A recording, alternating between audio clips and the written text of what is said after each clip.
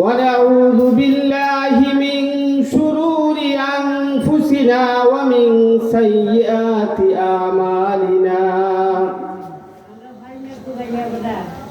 من يهده الله فلا مضل له ومن يضلله فلا هادي له ونشهد أن لا إله إلا الله وحده لا شريك له ونشهد أن محمدا عبده ورسوله أما بعد فأعوذ بالله من الشيطان الرجيم بسم الله الرحمن الرحيم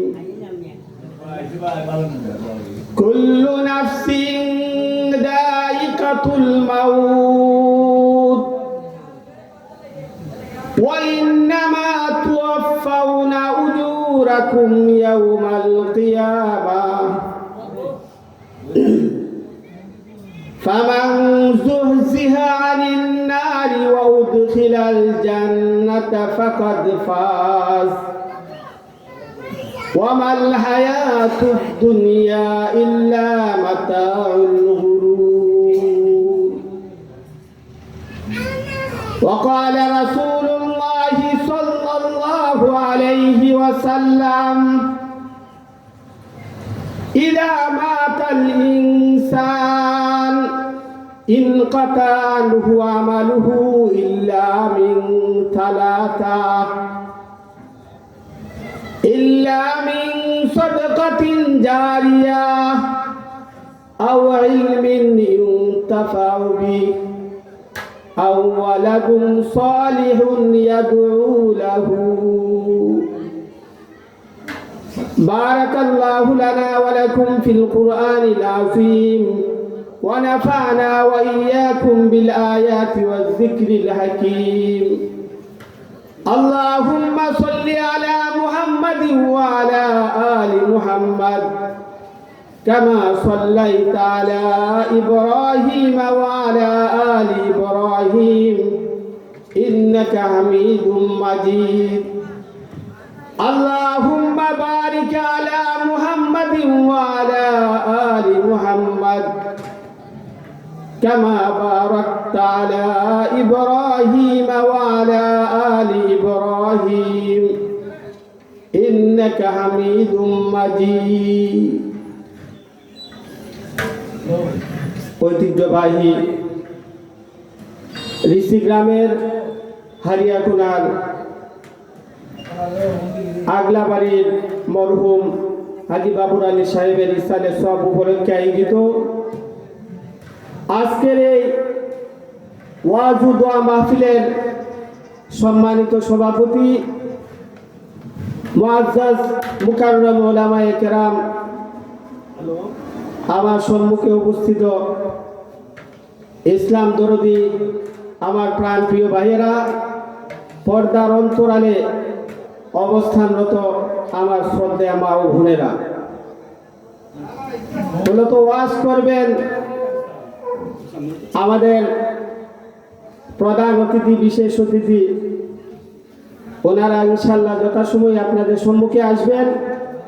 আমরা এলাকার মানুষ, স্থানীয় মানুষ, আপনাদের সম্মুখে আমরা অল্প কিছু আলোচনা করব। আমার ছোট ভাইয়ের পরে মাওলানা মুজিবুর রহমান সাহেব আলোচনা করবেন। আমরা মূলত আপনাদেরকে মাইকের মাধ্যমে আহ্বান জানাইতে চাই, আমাদের নির্ধারিত মেহমান ইনশাল্লাহ যথাসময়ে আসবেন। যতটুকু পর্যন্ত মাইকের আওয়াজ যায় আপনাদেরকে আমরা আবারও সবিনয় অনুরোধ করছি, আমরা চলে আসি। কোরআন এবং হাদিসের মাহফিল, আল্লাহ পাক রব্বুল আলামিন আমাদেরকে এখান থেকে শিক্ষা নিয়ে কোরআন হাদিসের কথা শুনে আমাদের আমলি জিন্দেগি যাতে গঠন করতে পারি, এই নিয়তে আমরা এসে যাব ইনশাল্লাহ। তো আমরা যারা এখানে আসছি, আল্লাহ পাক রব্বুল আলামিন আমাদেরকে দয়া করে, মায়া করে, বিভিন্ন কাজকর্ম থেকে ফারেক করে এই মুবারক মাহফিলের মধ্যে আসার এবং বসার তৌফিক দান করেছেন। এই জন্য আমরা মহান রব্বুল আলামিনের দরবারে শুকরিয়া আদায় করি। সবাই বলি আলহামদুলিল্লাহ, আলহামদুলিল্লাহ, আলহামদুলিল্লাহ।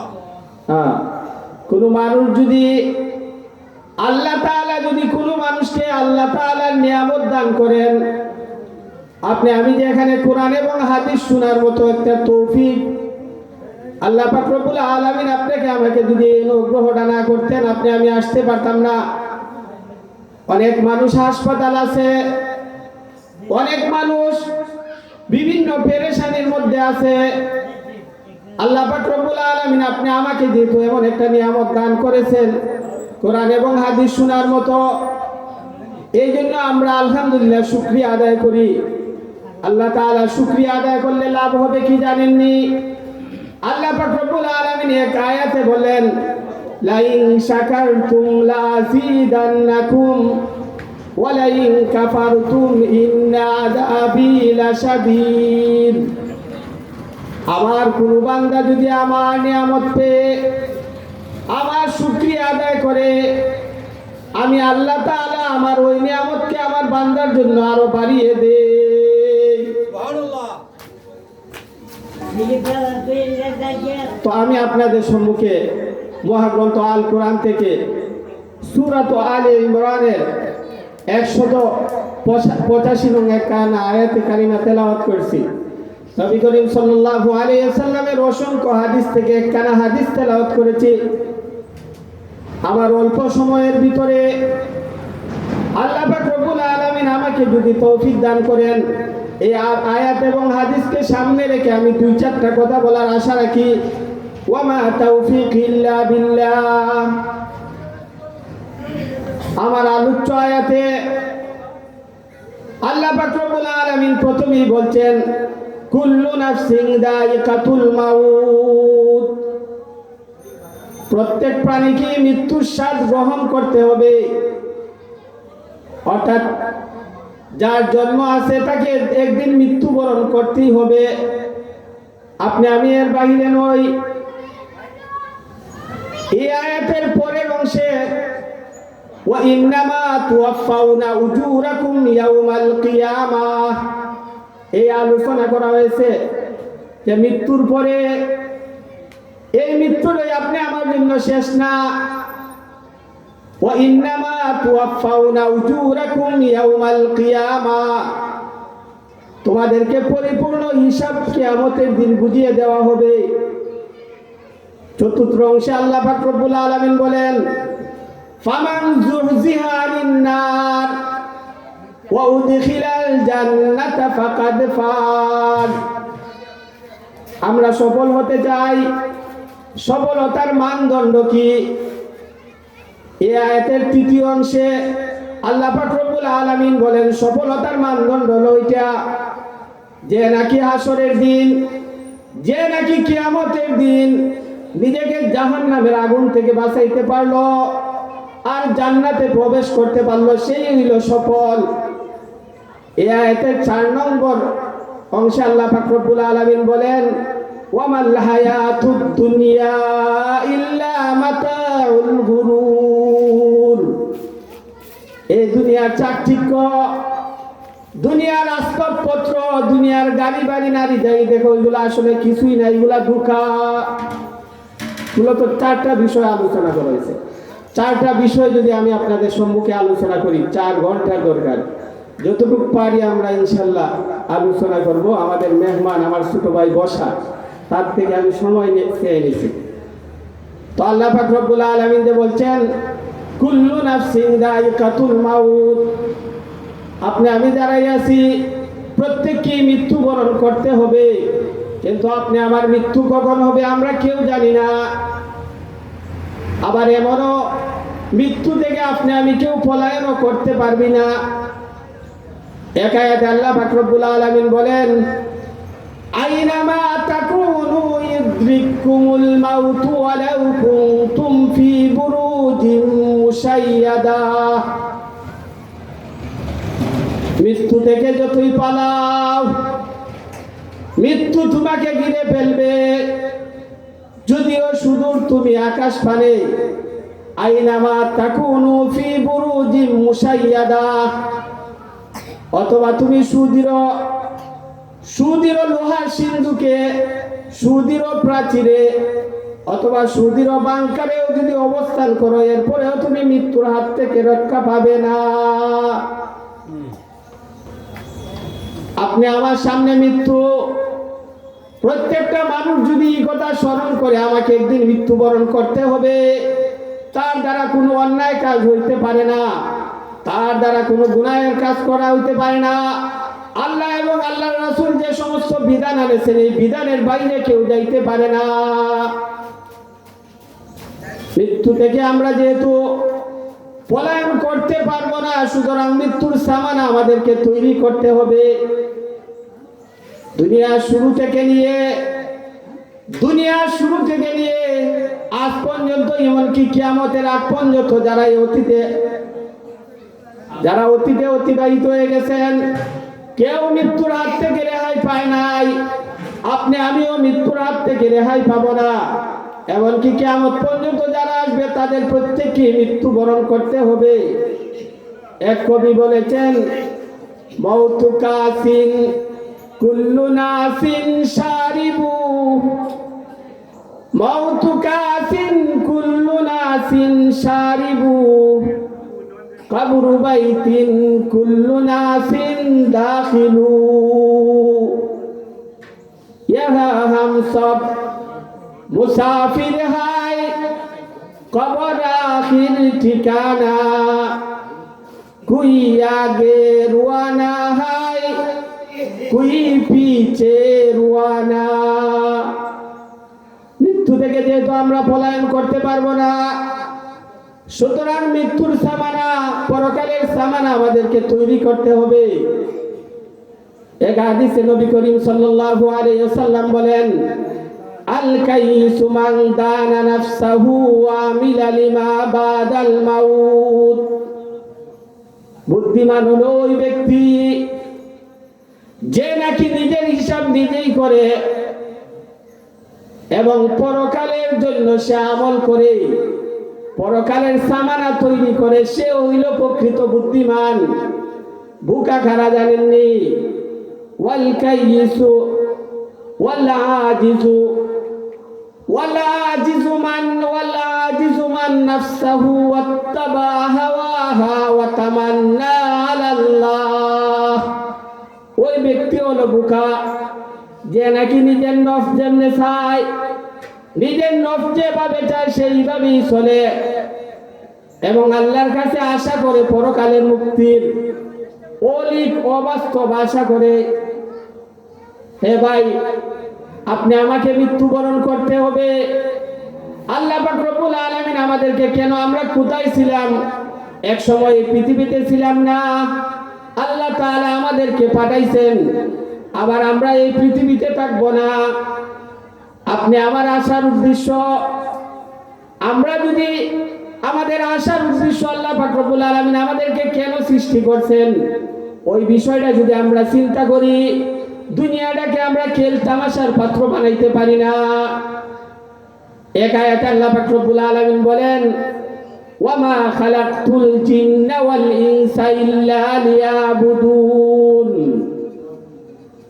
আমি মানব এবং দানবকে সৃষ্টি করেছি আমার ইবাদত বন্দেগীর জন্য, কিন্তু আমরা মানুষ এই দুনিয়াতে আসার পর আল্লাহ তাআলার ইবাদত বন্দেগী করি না, অযথা সময় কাটাই।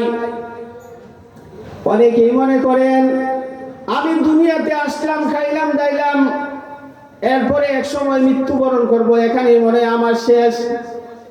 এই কথারও আল্লাহ পাক রব্বুল আলামিন কোরআনে বলেন, আফাহাসিবতুম আন্নামা খালাকনাকুম আবাথা ওয়া আন্নাকুম ইলাইনা লা তুরজাউন।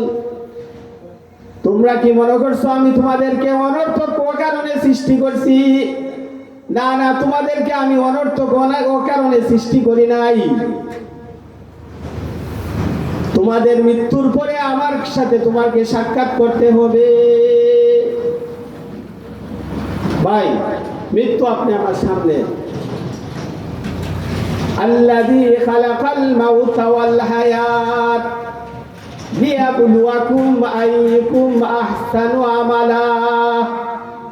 আল্লাহ তাআলা বলেন, আল্লাযী খালাকাল মাউত, আমি মৃত্যুকে সৃষ্টি করেছি।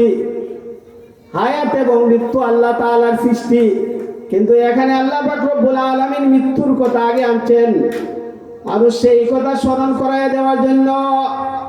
হে মানুষ, তোমরা যাতে দুনিয়াতে তোমার দুনিয়ার জীবন জিন্দেগি পাইয়া যাতে মৃত্যুর কথা না বলো, এই কারণে আল্লাহ পাক রব্বুল আলামিন বলেন, আল্লাযী খালাকাল মাউতা ওয়াল হায়াত।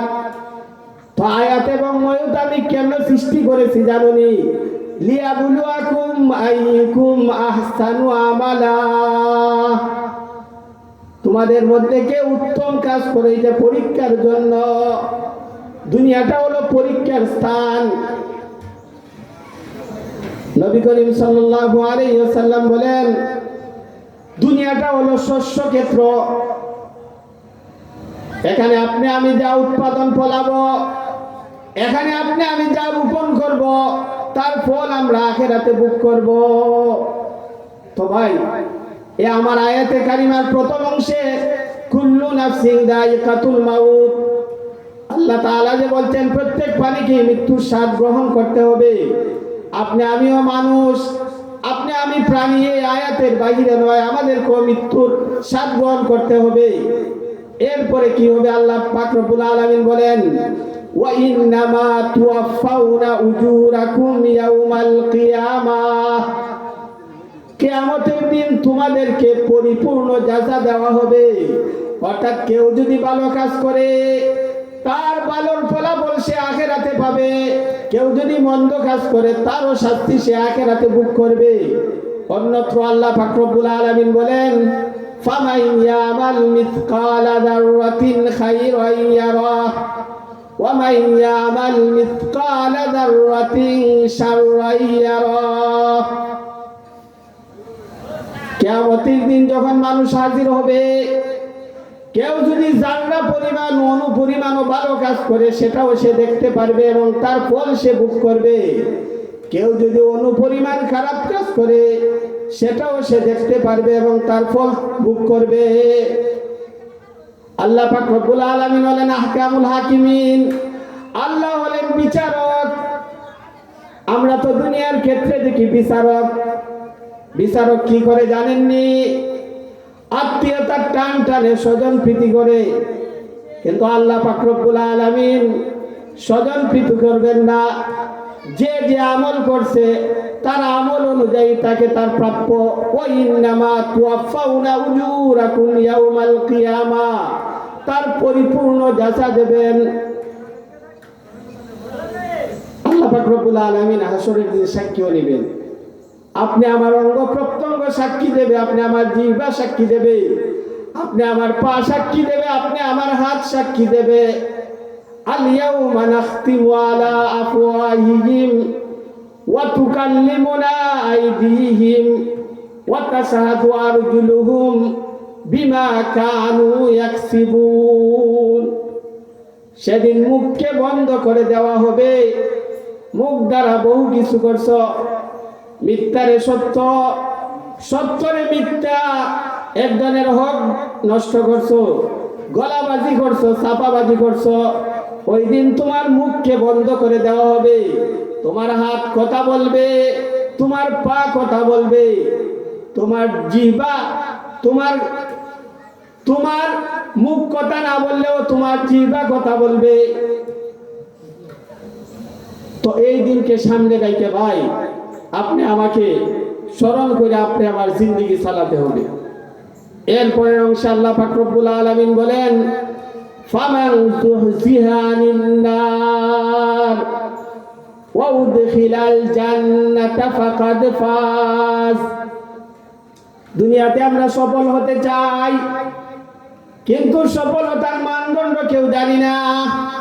কেউ মনে করে আমি যদি এমপি হইতে পারি, আমি যদি চেয়ারম্যান হইতে পারি, আমি যদি গাড়ি বাড়ির মালিক হইতে পারি, আমি যদি অট্টালিকার মালিক হইতে পারি, আবার যদি বড় চাকরি হয়, আমি যদি বড় ডিগ্রি অর্জন করতে পারি, আমার ছেলে অথবা মেয়েকে যদি আমি লন্ডন আমেরিকার নাগরিক বানাইতে পারি, আমি মনে হয় সফল। আল্লাহ পাক বলেন না না না, ফামান যুযিহা আনিন নার ওয়া উদখিলাল জান্নাতা ফাকাদ ফাজ। সফলতার মানদণ্ড হলো তুমি কিয়ামতের দিন নিজেকে যখন তুমি জাহান্নামের আগুন থেকে বাঁচাইলাই এবং জাহান্নামের আগুন থেকে বাঁচানোর পরে তুমি যখন জান্নাতে প্রবেশ করলাই, তখনই তুমি সফল। হ্যাঁ, আল্লাহ পাক রব্বুল আলামিন বলেন ওয়া আম্মা মান খাফা মাকামা রাব্বিহি ওয়া নাহান নাফসা আনিল হাওয়া فأما من أوتي كتابه بيمينه فسوف يحاسب حسابا يسيرا وينقلب إلى أهله مسرورا وأما من أوتي كتابه وراء ظهره فسوف يدعو ثبورا ويصلى سعيرا। কিয়ামতের দিন যার আমলনামা ডান হাতে হবে তার খুশির কোনো সীমা থাকবে না। আপনি আমি দুনিয়াতে যদি কেউ বড় ডিগ্রি অর্জন করে, আপনি আমার ছেলে যদি পরীক্ষাতে পাশ করে, সে নিজে আনন্দিত হওয়ার সাথে সাথে তার পাড়া প্রতিবেশী আত্মীয় স্বজন মা বাবা ভাই বোন যারা আছে তাদেরকে দেখাতে থাকে যে আমি পরীক্ষায় পাশ করেছি। কিয়ামতের দিন কোন বান্দা যদি ডাইন হাতে আমলনামা পায়, তার খুশির শেষ থাকবে না। সে তার আশেপাশে যে আত্মীয় স্বজন আছে, পাড়া প্রতিবেশী আছে, তাদেরকে বলবে দেখো আল্লাহ তাআলা আমাকে ডাইন হাতে আমলনামা দিয়েছেন। সে নিজেও আনন্দিত হবে আর তার আশেপাশে যারা আছে তাদেরকেও দেখাবে। পক্ষান্তরে যার আমলনামা বাম হাতে হবে, তার আফসোসের শেষ থাকবে না। সে বলবে হায়, আমার আমলনামা যদি আমাকে দেখানো না হতো, আজকে আমি আমার আমলনামা যদি না পাইতাম, আমার যদি হিসাব না হইতো, এই মৃত্যুটাই যদি আমার শেষ হইতো, অর্থাৎ মৃত্যুর মাধ্যমে আমার জীবনের শেষ পরিণতি, আমি যদি পচে গলে মাটি হয়ে যাইতাম, আমার কতই না ভালো হতো। তার দুঃখের কোনো সীমা থাকবে না।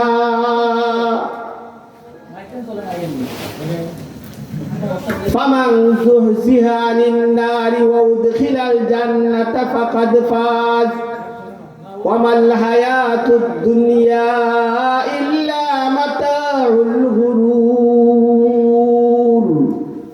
এই যে দুনিয়ার চাকচিক্য, দুনিয়ার আসবাবপত্র, দুনিয়ার গাড়ি বাড়ি, দুনিয়ার নারী, এগুলা সবই ধোঁকার বস্তু, তোমার সাথে এগুলা যাবে না। তো আয়াতে কারিমার মোটামুটি একটু আলোচনা করলাম, সময় যেহেতু আর 5 মিনিট আছে। আমি যে হাদিস কানারে আয়াত করেছিলাম, এই হাদিস থেকে একটু আলোচনা করব। নবী করিম সাল্লাল্লাহু আলাইহি ওয়াসাল্লাম বলেন ইদা মাতাল ইনসান ইনকাতা আনহু আমালুহু ইল্লা মিন সালাসা। কোন মানুষ যদি মৃত্যুবরণ করে, মৃত্যুবরণ করার সাথে সাথে তার সমস্ত আমলের দরজা বন্ধ হয়ে যায়, কিন্তু 3টা আমল ব্যতীত। এই 3টা আমল কি? 1 নাম্বার হইল ইল্লা মিন সাদাকাতিন জারিয়া। 1 নাম্বার হলো সদকায়ে জারিয়া। সদকায়ে জারিয়া কি জানেননি? আপনি মারা গেছেন, আপনার আমলের দরজা বন্ধ, আপনার আমল করার আর কোনো সুযোগ নাই, কিন্তু এমন কিছু কাজ আপনি দুনিয়াতে করে গেলেন যেগুলা করার পর আপনি মৃত্যুবরণ করার পরেও আপনার কবরের মধ্যে এর সব পৌঁছতে থাকবে। সদকায়ে জারিয়া হলো আপনি যদি একটা রাস্তা অথবা একটা কূপ খনন করেন, একটা মসজিদ নির্মাণ করেন, অথবা মাদ্রাসাতে টাকা পয়সা দান করেন, এগুলো হলো সদকায়ে জারিয়া। আপনার বাড়ির সম্মুখে একটা রাস্তা আছে, রাস্তাটা ভেঙে গেছে, আপনি যদি ওইটার সংস্কার করে দেন, আপনার আর্সেনিক মুক্ত একটা টিউবওয়েল বসাই দেন, আপনি মসজিদের মধ্যে দান করেন, আপনি মাদ্রাসার মধ্যে দান করেন। এমনকি নবী করিম সাল্লাল্লাহু আলাইহি ওয়াসাল্লাম বলেছেন, কেউ যদি একটা গাছ রোপণ করে আর ওই গাছের তলে মানুষ যদি বসে ছায়া নেয়, এমনকি গাছ থেকে পশু পাখি যখন এই গাছের ফল খাইবে, ফল খেয়ে তোমার জন্য দোয়া করবে। ওই যে আপনি রাস্তাঘাট তৈরি করে দিলেন, আপনি একটা টিউবওয়েল তৈরি খনন করে দিলেন, আপনি সরাইখানা মুসাফিরখানা তৈরি করে দিলেন, আপনি মসজিদে অথবা মাদ্রাসায় দান করলেন, আপনি একটা গাছ লাগাইলেন, ওই এগুলার উপকার পেয়ে দুনিয়াতে যত সমস্ত মানুষ এগুলার উপকার পাবে, প্রত্যেকের সওয়াবের একটা অংশ আপনার কবরের মধ্যে চলে যাবে। 2 নম্বরে নবী করিম সাল্লাল্লাহু আলাইহি ওয়াসাল্লাম বলেছেন, আও ইলমিন ইনতাফাউ বি, ইলমে নাফি অর্থাৎ উপকারী ইলম, অর্থাৎ আপনি আলেম হইছেন, আপনি যদি এই দুনিয়াতে কোনো কিতাবাতি রেখে যান যে কিতাব পড়ে অন্য মানুষ উপকার হবে, অথবা আপনি আলেম হলেন, আপনার ছাত্র রেখে গেলেন, আপনি হাফেজ হইছেন, আলেম হইছেন, মুহাদ্দিস হইছেন, মুফাসসির হইছেন, আপনি একজন বড় বক্তা হইছেন, আপনি আপনাকে আল্লাহ পাক রব্বুল আলামিন ইলম দান করেছেন, ওই ইলমটা যদি আপনি আপনার ছাত্রর মধ্যে দিয়া দেন, লাভ কি হবে জানেননি? নবী করিম সাল্লাল্লাহু আলাইহি ওয়াসাল্লাম বলেছেন, আল উলামা ওয়ারাসাতুল আম্বিয়া, আলেমগণ হলো নবীদের ওয়ারিস, উত্তরসূরি। নবী করিম সাল্লাল্লাহু আলাইহি ওয়াসাল্লাম আজ থেকে প্রায় 1450 বছর আগে দুনিয়া থেকে চলে গেছেন, কিন্তু উনার দাওয়াতি মিশন, উনার দাওয়াতি কাজ কিয়ামত পর্যন্ত কারা চালাবে? ওই যে আলেম আছে তারা চালাবে। আলেমের ধারাবাহিকতা, আপনি নিজে আলেম হলেন, একজনকে আলেম বানিয়ে গেলেন, এরপরে আপনি যাকে আলেম বানাইলেন সে আরেকজন আলেম তৈরি করলো, ওইভাবে একের পর এক যাইতে যাইতে কিয়ামত পর্যন্ত আলেমের একটা সিলসিলা জারি হয়ে যাবে। আপনি যে প্রথম অবস্থায় তাদেরকে শিক্ষা দিলেন, আপনি নিজে জ্ঞান আহরণ করে, জ্ঞান অর্জন করে তাদেরকেও আপনার জ্ঞানটা বিতরণ করলেন, ওই যে আপনার জন্য একটা ছাত্রের সিলসিলা জারি হয়ে গেল, এটার সব আপনি কিয়ামত পর্যন্ত পাবেন। 3 নাম্বার হলো আওয়ালাদুন সালিহুন ইয়াদউ লাহু, 3 নাম্বার হলো নেককার সন্তান। নেককার সন্তান কারা জানেননি? নেককার সন্তানের দায়িত্ব কয়টা আমরা অনেকেই জানি না। আমরা অনেকে ছেলে সন্তান কেন অথবা মেয়ে সন্তান কেন জন্ম দেই, ছেলে এবং মেয়ে জন্ম দেওয়ার উদ্দেশ্য আমরা জানি না। এই যে আজকে ইসালে সব করা হইতেছে, এই যে মরহুম বাবুর আলী সাহেব, ওনার ইসালে সব করাইতেছেন ওনার ছেলেরা, আজকে ওনার কবরের মধ্যে খুশির জোয়ার বয়ে যাইতেছে। ওয়ালাদুন সালিহুন, নেককার সন্তান। নেককার সন্তান আমরা অনেকে মনে করি, আপনি আমি সন্তান যখন জন্ম দেই মনে করি আমরা যখন বৃদ্ধ হবে হয়তো মনে হয় আমার বাবা মা, অর্থাৎ সন্তান আমার খেদমত করবে, আমি যখন অসুস্থ হব আমাকে হাসপাতাল নিয়ে যাবে, আমি যখন উপার্জন অক্ষম হব আমাকে সে খাওয়াবে রুজি করে। আল্লাহ বলেন না না, প্রকৃত উদ্দেশ্য এটা না। প্রকৃত উদ্দেশ্য হইল কারো যদি ছেলে কারো যদি সন্তানাদি হয়, ওই ব্যক্তি যদি মারা যায়, সন্তানের কাজ হলো 7টা। সে যদি নিজে ইমামতি করতে পারে, জানাজার নামাজ পড়াইতে পারে, সেটা আর ভালো কিছুই না।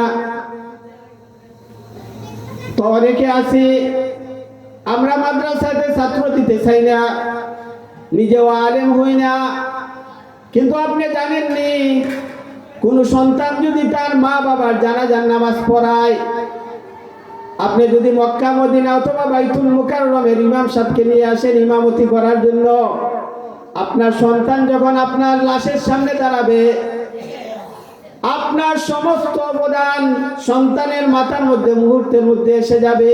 হায় রে, আমার বাবা নিজে না খেয়ে আমাকে খাওয়াইছেন, নিজে না পড়া, নিজে ভালো কাপড় না পরে আমাকে পড়াইছেন,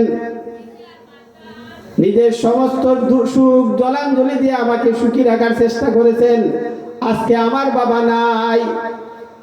ওইটা সে মাথায় রেখে চিন্তা করে যখন জানাজার নামাজের সামনে দাঁড়াইবে, ইমামতি করবে, তার চৌকের পানি নাকের ডগার আসার আগে আগে আল্লাহ পাক রব্বুল আলামিন ফেরেশতাদেরকে বলবেন, ও ফেরেশতা, এই ইমামের চোখে পানি কেন? তো ফেরেশতা বলবে, ওগো আল্লাহ, তার মা এবং বাবা আজকে মারা গেছে, তার বাবা এবং মায়ের জানাজা পড়াইতেছে। তো ফেরেশতাকে আল্লাহ পাক রব্বুল আলামিন, ও ফেরেশতা, আমারই বান্দা কি চায়? ওগো আল্লাহ, আপনার ওই বান্দা চাইতেছে আপনার যে বান্দা মারা গেছে তাকে আপনার ক্ষমা করা দিন। এক আবেগ তৈরি হবে ছেলে। আল্লাহ পাক রব্বুল আলামিন আমল দেখেন না, আবেগ দেখেন। কে কতটুকু আবেগ নিয়ে তার কাজ করে, আল্লাহ তাআলার বই নিয়ে কে কতটুকু কাজ করে। তো 2 নাম্বার হবে, বাবা যখন মারা যাবে, মা অথবা বাবা যদি মারা যায়, তাদের যদি বৈধ কোনো ওসিয়ত থাকে, এই ওসিয়তগুলো সে পুরা করবে। 3 নাম্বার হলো, বাবার জন্য মায়ের জন্য সে দোয়া করবে, ইস্তেগফার পাঠ করবে। আল্লাহ পাক রব্বুল আলামিন কোরআনের মধ্যে এই দোয়া শিখাই দিবেন, ওয়াকুর রাব্বিরহামহুমা কামা রাব্বায়ানি সগীরা। আয় আল্লাহ, আমাকে আমার মা এবং বাবা যেভাবে ছোটবেলায় লালন পালন করছে, এই কবর জগতে আমার মা এবং বাবাকে তুমি তোমার রহমতের কুলে উঠে তাদেরকে এইভাবে তুমি লালন পালন করো, আর তাদের জন্য ইস্তেগফার করা। আয় আল্লাহ, আমার বাবা মানুষ ছিলেন, মানুষ মাত্রই ভুল হইতে পারে, ভুল ত্রুটি উঠবে না। আমি সন্তান হয়ে আমার বাবার জন্য, আমার মায়ের জন্য আপনার দরবারে ইস্তেগফার করতেছি। গো আল্লাহ, আমার মা এবং বাবাকে আপনি ক্ষমা করে দেন। 4 নম্বর হলো, মা এবং বাবা জীবিত থাকতে বাবার বন্ধু, মায়ের বান্ধবী যারা আছে, তুমি তাদের সাথে সদাচরণ করবা, তাদের সাথে ভালো ব্যবহার করবা। মা এবং বাবাকে তুমি যেভাবে শ্রদ্ধা করতাই, তাদের বন্ধু বান্ধবী যারা আছে তাদেরকে এইরূপভাবে তুমি শ্রদ্ধা করতাই। এরপরে কি হবে জানেননি? মা এবং বাবার আত্মাটা কবরের মধ্যে শান্তি হয়ে যাবে। আজকে মরহুম বাবুর আলী সাহেব, ওনার সন্তানরা ওনার জন্য ইসালে সব করতেছেন। মূলত উদ্দেশ্য একটাই, এখানে যা কিছু তেলাওয়াত হবে, এখানে যা কিছু জিকির আজগার করা হবে, এখানে যে সিন্নি করা হবে, সবগুলার সব যাতে আল্লাহ পাক রব্বুল আলামিন বাবুর আলী সাহেবের কবরের মধ্যে পৌঁছে দেন। সবাই বলি আমিন। আরেকটা জিনিস কি জানেননি? আজকে বাবুর আলী সাহেবের ছেলেরা যখন ওনার জন্য ইসালে সব মাহফিল করতেছে, ওনার সন্তান আজি আবুল হোসেন সাহেব, ওনার সন্তান সিজিল মা সাহেব সহ আরো যারা এরা 4-5 ভাই আছেন, ওনারা যে ইসালে সব মাহফিল করতেছেন, ওইটা থেকে ওনার সন্তান যারা আছে তারাও শিক্ষা নেবে। কি শিক্ষা নেবে জানেননি?